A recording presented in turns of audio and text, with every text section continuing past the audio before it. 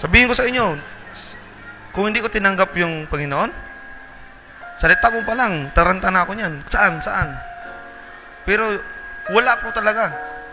Nung pumunta ulit ako doon sa kita-kita ng mga barkada, sabi nila, may dala ka? Napangiti lang ako sa kanila eh.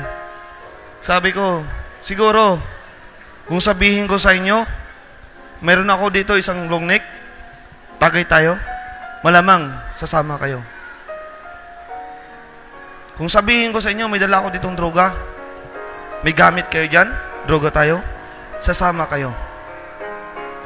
Pero kung sabihin ko sa inyo, mag-aaral tayo ng salita ng Panginoon, malamang, pagtawanan ninyo ako.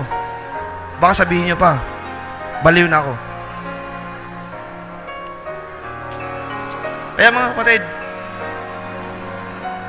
ang gagawin ko talaga sa totoo lang ngayon, ang tagal kong naging sugarol, ilang bisis nagbangka, gusto kong magbangka uli, hindi sa baraha, kundi sa salita ng Panginoon.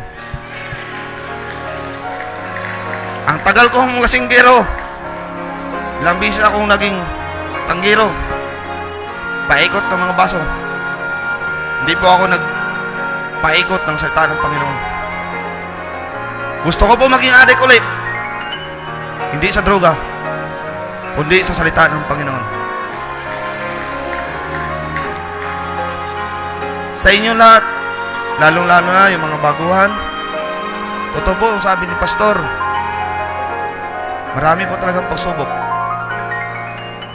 Sana, huwag kayong matulad sa akin. Dahil natatakot ako baka hindi nyo kaya at hindi kayo babalik. Never give up po. Yun lang po. Maraming salamat.